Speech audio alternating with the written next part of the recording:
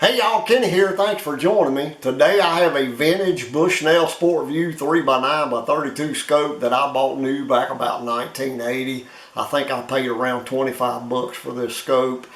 You can find them today used on eBay for about that same price. Definitely not the best choice for a scope on a centerfire rifle, but back then I didn't have a lot of disposable income, so you got to do what you can do. I mounted on a 308 Winchester, and that combination made a lot of meat for several years. Eventually I upgraded to a better scope, put this thing in a drawer. Then later on I pulled it out and I mounted it on an old side lock muzzle loader, and you can see where the flash burned the finish, and that combo made a lot of meat as well, all the way out to 150 yards. So here recently I had a 30-06 that I just wanted to shoot. I didn't have a scope to put on it, so I pulled the old Bushnell out, mounted it on the 06, and the first shot I fired and looked back through the scope, everything was totally out of focus. So I know that something has come loose inside the scope. I'm going to take it apart and see if I can see what the problem is.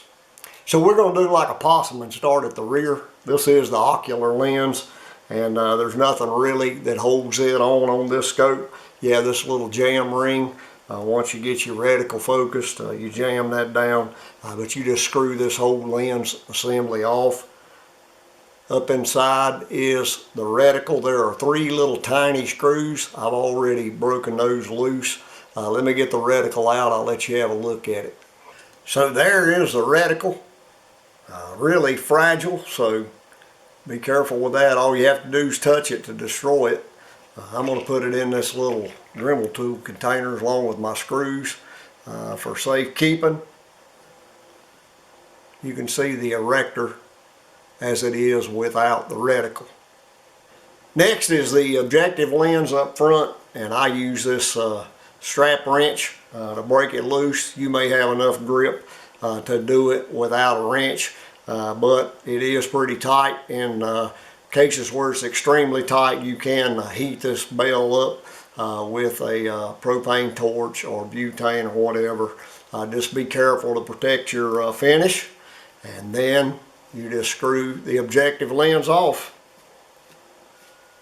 To get the erector out, I took my turret caps off, and you can see this is all plastic.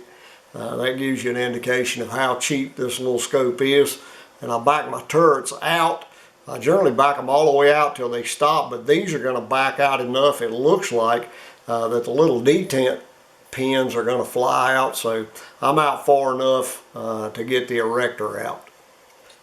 The mag ring's held on by a single screw.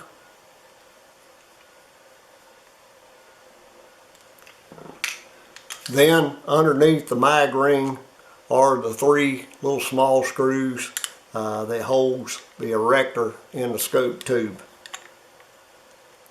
So those are some tiny little screws. I'm going to put them away for safekeeping. Should be ready to push this erector out. So this is something new. Those 3 screws are just set screws that held this on the back of the tube. Once I screwed that off, then it exposed this little screw that holds the erector in place. So let me get a screwdriver, get that out, and let's see if the erector will come out then. So there's the screw. It goes through the tube into the erector, and that screw was not tight. Let's see if we can get the erector out.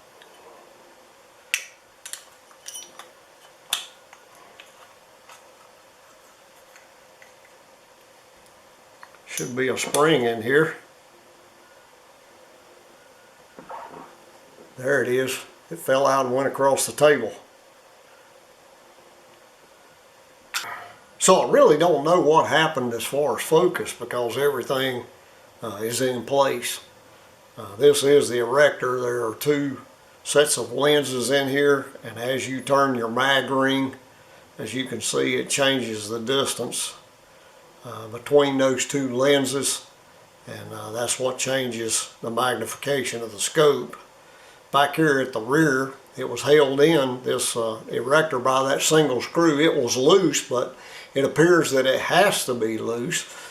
This erector needs to flex back here at the back, because as you adjust the turrets, the front has to move with a well-made scope, you'll have a ball and socket, a machined ball and socket. But with these cheap scopes, they generally just hold them in with screws. The most common design I've seen is that there's a sleeve with rubber bonded to the erector, and the screws go through the tube, and the erector flexes in that rubber. But this one doesn't even have that. This is ultra cheap. So I have found this O-ring, as you can see, and I put it right here, and this tube will fit really tight in the scope, as you can see. And so I'll lube that up.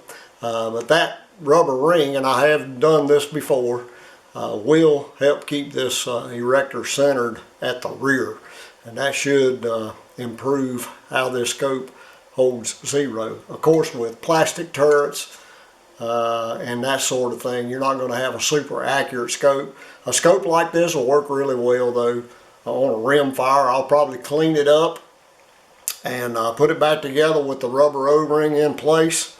The assembly will just be the reverse of disassembly. There is a slot, and you may be able to see it down in the tube that the spring fits in. You can put the spring in place, and then you'll just pop the erector back and put your screw in. Put the this piece on with the 3 set screws. Screw the ocular lens on. Screw the objective lens in. And I'm not going to go into detail on how to adjust everything. I have a 3-part DIY scope repair video. You can reference that to show you how to get the scope set back up. There are so many designs, especially with these cheap scopes, that it's hard to know what you're going to find when you get inside of one of these. Anyway, if you're not a subscriber, go ahead and do that now. Thanks for watching.